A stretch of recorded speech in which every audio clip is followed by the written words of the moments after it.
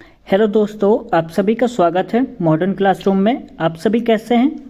उम्मीद करते हैं आप लोग अच्छे होंगे और आपकी पढ़ाई अच्छी चल रही होगी। आज के इस क्लास में हम इकोनॉमिक्स की क्लास करने वाले हैं और इसमें हम एसएससी जीडी के लिए प्रीवियस ईयर के क्वेश्चन को डिस्कस करेंगे। आप लोग देख सकते हैं डेट और शिफ्ट दोनों यहाँ पे लिखा हुआ है। ये एक किताब की मैंने जो फोटो है उसको खींचकर एक पीडीएफ बनाया हुआ है।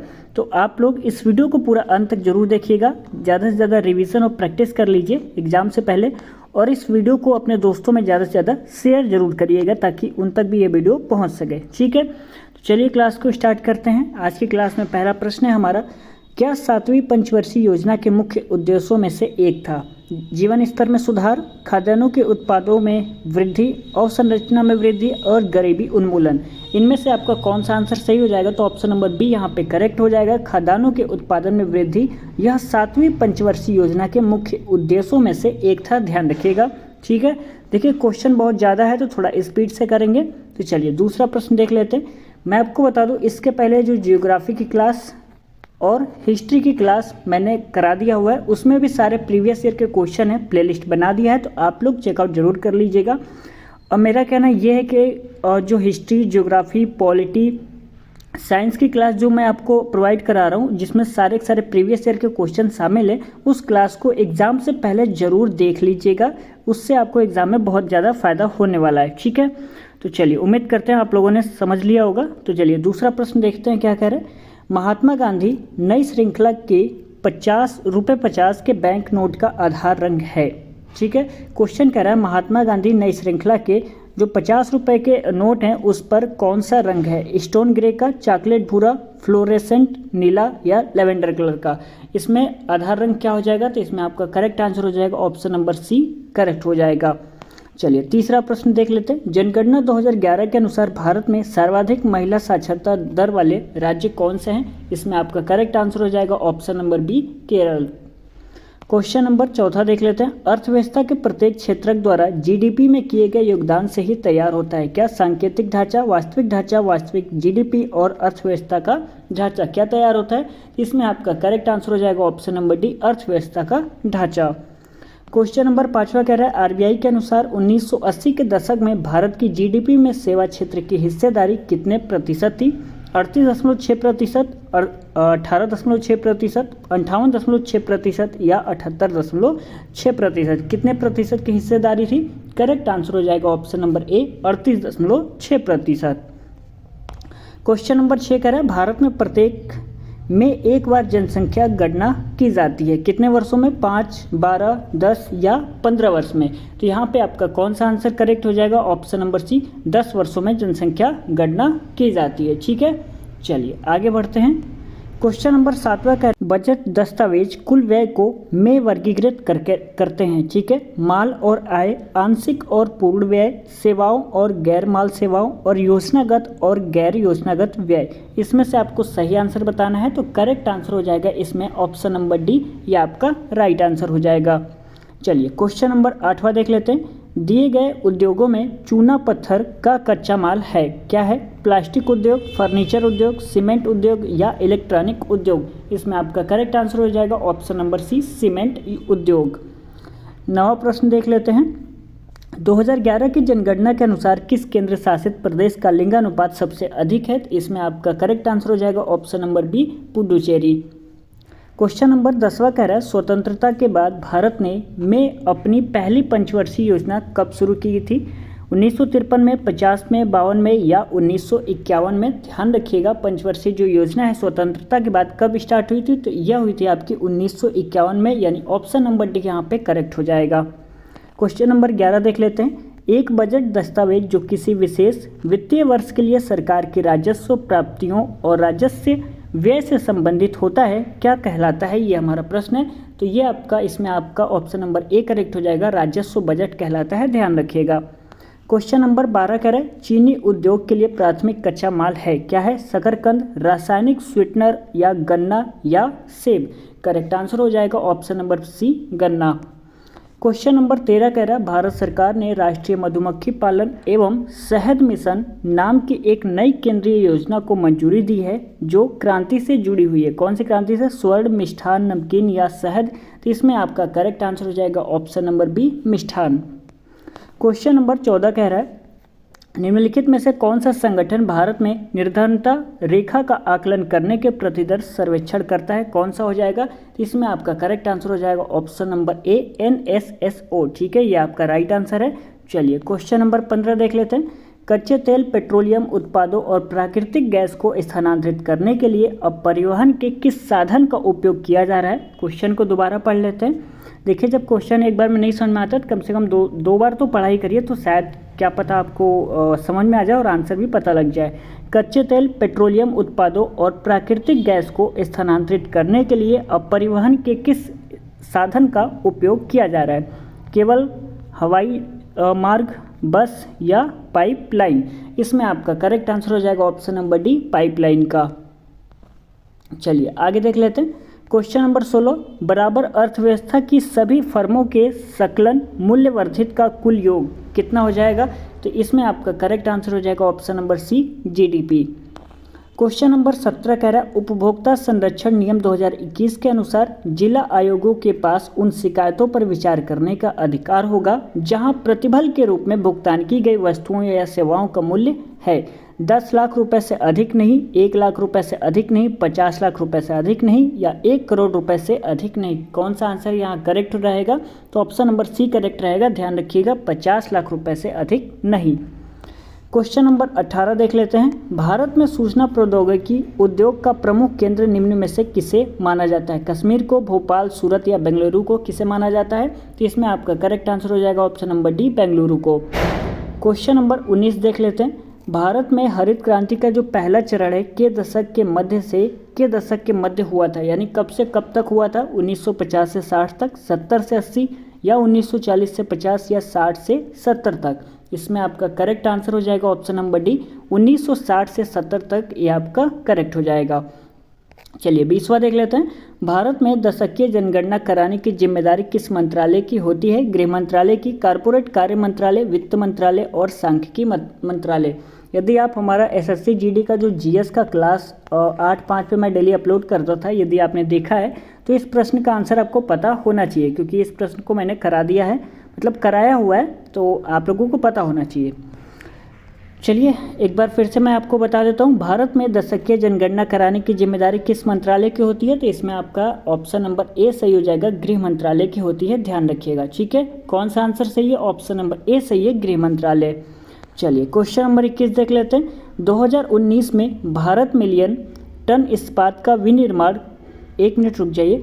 2019 में भारत मिलियन टन इस्पात का विनिर्माण कर संसार में कच्चा इस्पात उत्पादकों में दूसरे स्थान पर है। 198, 111, 71 या 234। करेक्ट आंसर हो जाएगा ऑप्शन नंबर बी 111। चलिए 22वां देख लेते हैं क्वेश्चन। 1971 के भारत पाक युद्ध के समय कौन सी पंचवर्षीय योजना भारत में चल रही थी। क्वेश्चन क्या कह रहा है। 1971 में भारत पाक युद्ध के समय कौन सी पंचवर्षीय योजना भारत में चल रही थी। दूसरी चल रही थी, छठी या 8वीं या चौथी। करेक्ट आंसर हो जाएगा ऑप्शन नंबर डी चौथी पंचवर्षीय योजना चल रही थी भारत में। जब 1971 में भारत पाक युद्ध हो रहा था, तब कौन सी पंचवर्षीय योजना चल रही थी भारत में। याद रखिएगा चौथी पंचवर्षीय योजना चल रही थी। चलिए आगे देख लेते हैं क्वेश्चन नंबर 23 के पास भारत में बैंक नोट जारी करने का एकमात्र अधिकार है। प्रतिभूति बैंक के पास, विश्व बैंक, भारतीय रिजर्व बैंक या भारतीय स्टेट बैंक। करेक्ट आंसर हो जाएगा ऑप्शन नंबर सी भारतीय रिजर्व बैंक के पास भारत में बैंक नोट जारी करने का एकमात्र अधिकार है। ध्यान रखिएगा। क्वेश्चन नंबर 24 कह रहा है सरकार का हस्तक्षेप चाहे मांग का विस्तार करने के लिए हो या इसे कम करने के लिए हो, कार्य कहलाता है। क्या कहलाता है। स्थिरीकरण या कस्टमाइजेशन, आरंभ या निर्माण। करेक्ट आंसर हो जाएगा ऑप्शन नंबर ए स्थिरीकरण। ठीक है। चलिए क्वेश्चन नंबर 25 देख लेते हैं। जनगणना 2011 के अनुसार भारत में साक्षरता दर कितनी थी। देख लेते हैं, ऑप्शन यहाँ पे दिया हुआ है 88.23%, 74.04% और 69.90% और 65.27%। कितना था। इसमें आपका करेक्ट आंसर हो जाएगा ऑप्शन नंबर बी 74.04% आपका यह आंसर करेक्ट हो जाएगा। ठीक है। चलिए बात करते हैं क्वेश्चन नंबर 26। व्यापार की गई वस्तुओं और सेवाओं के कुल मूल्य को व्यापार का की माना जाता है? दिशा, संयोजन, मात्रा या प्रदर्शनी? क्या माना जाता है? करेक्ट आंसर इसमें आपका ऑप्शन नंबर सी करेक्ट हो जाएगा, मात्रा। ध्यान रखिएगा।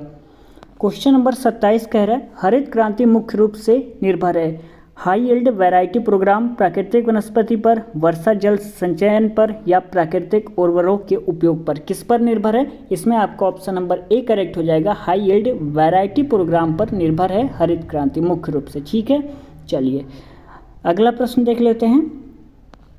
क्वेश्चन कह रहा है नकद आरक्षित अनुपात के अलावा बैंकों को अल्प अवधि में नकद रूप में कुछ रिजर्व रखने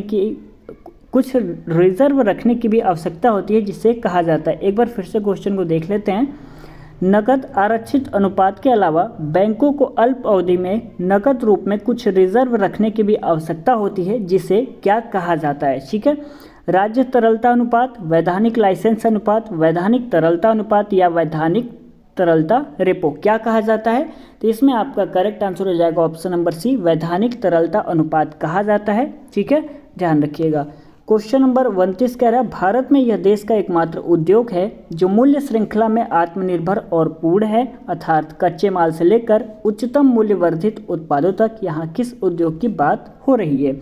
लोहा और इस्पात उद्योग, वस्त्र उद्योग, निजी क्षेत्र उद्योग या लघु उद्योग? करेक्ट आंसर हो जाएगा ऑप्शन नंबर बी, वस्त्र उद्योग।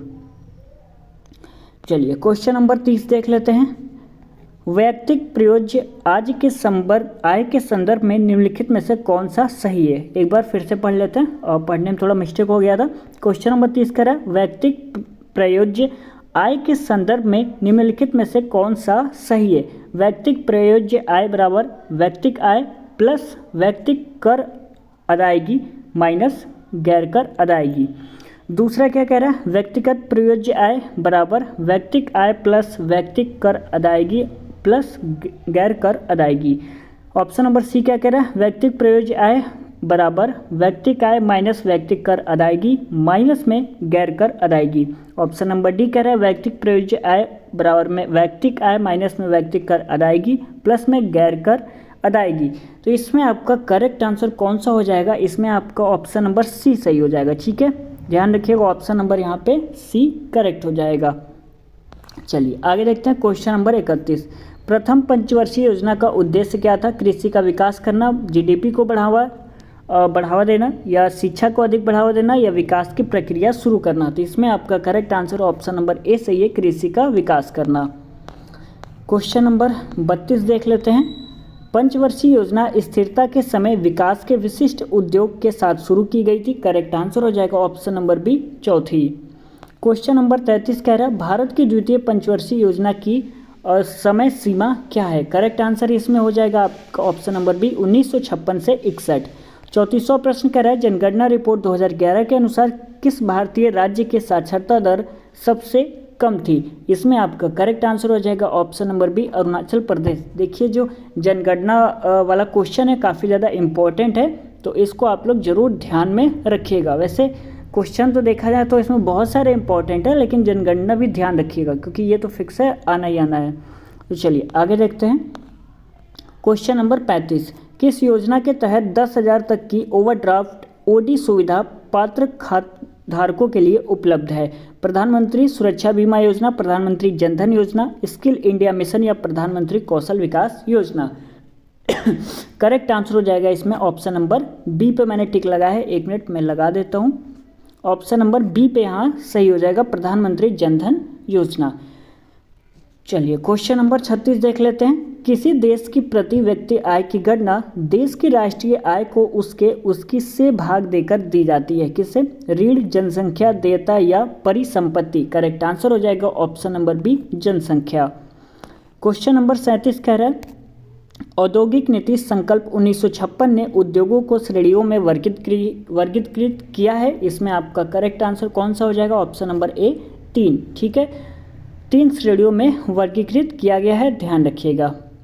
क्वेश्चन नंबर 38 देख लेते हैं। अटल पेंशन योजना भारतीय नागरिकों के लिए पेंशन योजना है जो क्षेत्र के श्रमिकों पर केंद्रित है, संगठित, असंगठित, जटिल या अनिर्दिष्ट। ठीक है, कौन सा इसमें आप आपका ऑप्शन सही हो जाएगा। तो ऑप्शन नंबर यहाँ पे बी आपका करेक्ट हो जाएगा, असंगठित। ठीक है, चलिए क्वेश्चन नंबर 39 देख लेते हैं। जनगणना 2011 के अनुसार भारत में पुरुषों की साक्षरता दर कितनी है? आपने देखा है जनगणना के अब तक बहुत सारे प्रश्न आ चुके हैं। ठीक है, तो जनगणना 2011 के अनुसार भारत में पुरुषों की साक्षरता दर कितनी है? करेक्ट आंसर इसमें आपको ऑप्शन नंबर डी सही हो जाएगा, 82.14%। क्वेश्चन नंबर 40 क्या कह रहा है? निम्नलिखित में से कौन अर्थव्यवस्था के प्राथमिक क्षेत्र से संबंधित नहीं है? बैंक सेवाएं या डेयरी? चलिए ऑप्शन नंबर सी देख लेते हैं, वानिकी या मत्स्यन। तो इसमें आपका करेक्ट आंसर कौन सा हो जाएगा? तो इसमें आपका एक बार फिर से देख लेते हैं, ये तो दोनों है नहीं। ठीक है, तो क्वेश्चन नंबर 40 क्या कह रहा है? ये कौन अर्थव्यवस्था के प्राथमिक क्षेत्र से संबंधित नहीं है? बैंक सेवाएं या डेयरी? तो इसमें आपका ऑप्शन नंबर ये सही हो जाएगा, बैंक सेवाएं, ये आपका करेक्ट है। डेयरी गलत है आपका, और यहाँ पे ये भी ऑप्शन गलत है। तो ऑप्शन नंबर ए सही है। 40 का कौन सा? ऑप्शन नंबर ए सही है, ध्यान रखिएगा। चलिए आगे बढ़ते हैं। क्वेश्चन नंबर 41, किस कारण से आयातित सामान अधिक महंगा होता है? प्रकृति में दुर्बलता, प्रशुल्कों, पसंदानुसार निर्मित माल और उच्चतर गुणवत्ता। करेक्ट आंसर इसमें ऑप्शन नंबर बी सही हो जाएगा, प्रशुल्कों। क्वेश्चन नंबर 42 कह रहा है, को शुरू की गई स्टार्टअप इंडिया पहल ने उद्यमियों को समर्थन देने के उद्देश्य से कई कार्यक्रम शुरू किए हैं। करेक्ट आंसर इसमें ऑप्शन नंबर बी हो जाएगा, 16 जनवरी 2016। क्वेश्चन नंबर 43 कह रहा है, भारत में किसी लघु उद्योग को के संदर्भ में परिभाषित किया जाता है? भागीदारों की अधिकतम संख्या, किसी इकाई की परिसंपत्ति पर अधिकतम निवेश की अनुमति, और सी कह रहा है कर्मचारियों की अधिकतम संख्या, और डी कह रहा है निदेशकों की अधिकतर संख्या। इसमें से कौन सा आंसर सही हो जाएगा? तो ऑप्शन नंबर यहाँ पे बी सही हो जाएगा, किसी इकाई की परिसंपत्ति पर अधिकतम निवेश की अनुमति, ये आपका परिभाषित हो जाएगा। चलिए क्वेश्चन नंबर 44 देख लेते हैं। को विकास का आधार माना जाता है? किसको माना जाता है? विनिर्माण उद्योग को, शिक्षा उद्योग, बैंकिंग या डेयरी उद्योग? किसे विकास का अधिकार माना जाता है? तो ऑप्शन नंबर ए सही हो जाएगा, विनिर्माण उद्योग को विकास का आधार माना जाता है, ध्यान रखिएगा। क्वेश्चन नंबर 45 कह रहा है, निम्नलिखित में से कौन सा उद्योग विशेष रूप से सार्वजनिक क्षेत्र में वस्तुओं के निर्माण के लिए आरक्षित है? परमाणु ऊर्जा, ऑप्शन नंबर बी कह रहा है शिक्षा, और सी कह रहा है चिकित्सा, और डी कह रहा है बीमा। क्वेश्चन क्या कह रहा है, फिर से एक बार रिपीट कर लेते हैं। निम्नलिखित में से कौन सा उद्योग विशेष रूप से सार्वजनिक क्षेत्रों में वस्तुओं के निर्माण के लिए आरक्षित है? परमाणु ऊर्जा, शिक्षा, चिकित्सा या बीमा? करेक्ट आंसर इसमें ऑप्शन नंबर ए सही हो जाएगा, परमाणु ऊर्जा। क्वेश्चन नंबर 46 देख लेते हैं। आयात को प्रतिबंधित करता है और घरेलू उत्पादकों की विदेशी प्रतिस्पर्धा में सहायता करता है? ए कह रहा है tariff, B quota. Option number A है केवल ए सही है या केवल बी? न तो ए सही है न तो बी, और यहाँ पे ए और बी दोनों सही है। तो एक बार क्वेश्चन को फिर से देख लेते हैं, समझ लेते हैं क्या कह रहा है। आयात को प्रतिबंधित करता है और घरेलू उत्पादकों की विदेशी प्रतिस्पर्धा में सहायता करता है, टैरिफ और कोटा। केवल ए, केवल बी, न तो ए और न ही बी, और ए और बी दोनों। तो यहाँ पे आपका ऑप्शन नंबर डी करेक्ट हो जाएगा, दोनों ही यहाँ पे आपका सही है। चलिए क्वेश्चन नंबर 47 देख लेते हैं। क्वेश्चन नंबर 47 कह रहा है, निवल राष्ट्रीय उत्पाद के संबंध में निम्नलिखित में से कौन सा सही है? इसमें आपका ऑप्शन नंबर ए करेक्ट हो जाएगा, NNP बराबर GNP माइनस मूल्यह्रास, ये आपका करेक्ट आंसर हो जाएगा, ध्यान रखिएगा। चलिए क्वेश्चन नंबर 48 देख लेते हैं। विश्व में हरित क्रांति के जनक नॉर्मन बोरलॉग राष्ट्रीयता की दृष्टि से थे? क्या थे? भारतीय, चीनी, स्पेनिश या अमेरिकी? इसमें आपका करेक्ट आंसर कौन सा हो जाएगा? डी, अमेरिकी थे। और विश्व में हरित क्रांति के जनक किसे कहा जाता है? नॉर्मन बोरलॉग को कहा जाता है, और स्वामीनाथन को भारत में हरित क्रांति का जनक कहा जाता है, ध्यान रखिएगा। और ये जो नॉर्मन बोरलॉग हैं ये कहाँ के थे? तो ये अमेरिकी के थे, यानी ऑप्शन नंबर डी यहाँ पे करेक्ट हो जाएगा। तो चलिए बात करते हैं क्वेश्चन नंबर 49। एक बाजार संरचना पर विचार करें जिसमें फार्मों की संख्या काफ़ी अधिक होती है और फार्मों का निर्बाध प्रवेश और बहिर्गमन होता है, किंतु उनके द्वारा उत्पादित वस्तु सजातीय नहीं होती है। ऐसी बाजार संरचना को कहते हैं, क्या कहते हैं? एकाधिकार, अल्पाधिकार या एकाधिकारी प्रतिस्पर्धा और क्रेता एकाधिकार, क्या कहते हैं? तो इसमें आपका ऑप्शन नंबर सी करेक्ट हो जाएगा। चलिए क्वेश्चन नंबर 50 देख लेते हैं। उपभोक्ता संरक्षण अधिनियम 2019 में पारित किया गया था और में लागू हुआ था। 2019 में पारित किया गया था लेकिन लागू कब हुआ था, तो ध्यान रखिएगा इसमें आपका 2020 करेक्ट हो जाएगा, 2020 में लागू हुआ था। चलिए क्वेश्चन नंबर 51 देख लेते हैं। वे श्रमिक जो अपनी आजीविका कमाने के लिए एक उद्यम के मालिक हैं और उसका संचालन करते हैं, उन्हें के रूप में जाना जाता है। किस रूप में जाना जाता है? करेक्ट आंसर इसमें आपका ऑप्शन नंबर ए सही हो जाएगा। क्वेश्चन नंबर 52 देख लेते हैं। भारत की 7वीं पंचवर्षीय योजना की वास्तविक विकास दर क्या थी? तो इसमें आपका करेक्ट आंसर है ऑप्शन नंबर ए 6%। क्वेश्चन नंबर 53 कह रहा है भारत में हरित क्रांति 1960 के दशक के अंत में शुरू हुई थी। आंध्र प्रदेश, महाराष्ट्र, पंजाब या उत्तराखंड? तो इसमें आपका करेक्ट आंसर कौन सा हो जाएगा? Option number C Punjab. Question number 54 देखते हैं। उन लोगों के लिए क्या शब्द प्रयोग किया जाता है जो नियमित रूप से निर्धनता रेखा के अंदर और उससे बाहर रहते हैं? सामान्यतः निर्धन, चक्रीय निर्धन या अनियमित निर्धन या चिरकालिक निर्धन क्या कहते हैं? तो इसमें मतलब उनके लिए क्या शब्द प्रयोग करते हैं, ये 4 ऑप्शन में बताया गया है। तो इसमें आपका करेक्ट आंसर कौन सा हो जाएगा? बी सही हो जाएगा, चक्रीय निर्धन। चलिए क्वेश्चन नंबर 55 कह रहा है भारत में हरित क्रांति की शुरुआत 1960 के दशक में की उच्च उपज देने वाली किस्मों को शुरू करके की गई थी। करेक्ट आंसर हो जाएगा चावल और गेहूं। भारत में हरित क्रांति के जनक किसे कहा जाता है? मैंने अभी बताया था MS स्वामीनाथन को। और विश्व में किसे कहा जाता है वो आप लोग नीचे कमेंट करके बताइएगा। मैंने अभी एक प्रश्न आपको सॉल्व भी कराया है, ठीक है। क्वेश्चन नंबर 56 कह रहा है राष्ट्रीय आय लेखा एक निश्चित समय अवधि में देश की गतिविधि के स्तर को मापने के लिए एक बही खाता प्रणाली है। चिकित्सकीय, लोकतांत्रिक और ऑप्शन नंबर सी यहाँ पे दिया हुआ है आर्थिक और रासायनिक। कौन सा इसमें आपका करेक्ट आंसर हो जाएगा? तो इसमें आपका आर्थिक सही हो जाएगा, ठीक है, ध्यान रखिएगा। चलिए 57वां क्वेश्चन देख लेते हैं। प्रति व्यक्ति आय उस देश के एक व्यक्ति द्वारा अर्जित मौसम को निरूपित मौसम नहीं होगा, औसत लिखा हुआ है। थोड़ा स्पीड से पढ़ाने के चक्कर में कभी काल गलत बोल जा रहा हूँ तो उसके लिए सॉरी। मैं दोबारा रिपीट कर दे रहा हूँ, यदि गलत हो जा रहा है तो उसके लिए मैं सॉरी आपसे मांग रहा हूँ। प्रति व्यक्ति आय उस देश के एक व्यक्ति द्वारा अर्जित औसत को निरूपित करता है। इसमें आपका करेक्ट आंसर कौन सा हो जाएगा? ए यहाँ पे सही हो जाएगा, आय। चलिए क्वेश्चन नंबर 58 देख लेते हैं। कृषि उपज का वह हिस्सा जो किसानों द्वारा बाजार में बेचा जाता है अधिशेष कहलाता है। करेक्ट आंसर इसमें ऑप्शन नंबर डी हो जाएगा, बाजार।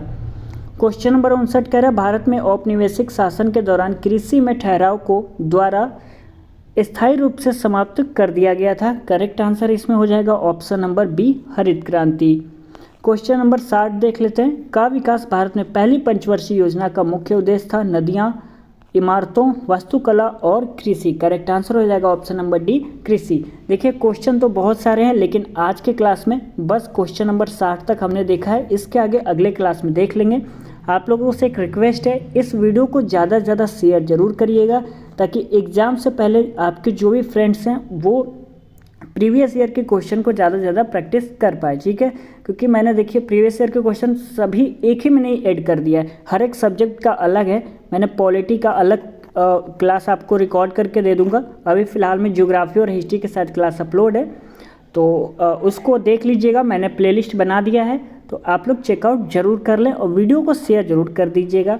हमारी इस मेहनत के लिए आप लोग लाइक कर सकते हैं। यदि आपको लगता है सर मेहनत कर रहे हैं और अच्छा पढ़ा रहे हैं तो लाइक ज़रूर कर दीजिएगा और कमेंट करके ज़रूर बता सकते हैं कि वीडियो आपको कैसा लगा। चैनल को सब्सक्राइब नहीं किया है तो कर लीजिए। आपको यहाँ पे ऐसे बहुत सारे अच्छे अच्छे कंटेंट मिलते रहते हैं। आपके एक लाइक, शेयर और कमेंट से हमें काफ़ी ज़्यादा मोटिवेशन मिलता है। तो प्लीज़ ये जो मैंने बताया आप लोगों को लगता है तो ज़रूर करिएगा, वरना नहीं। तो चलिए मिलते हैं अगले क्लास में, तब तक के लिए धन्यवाद।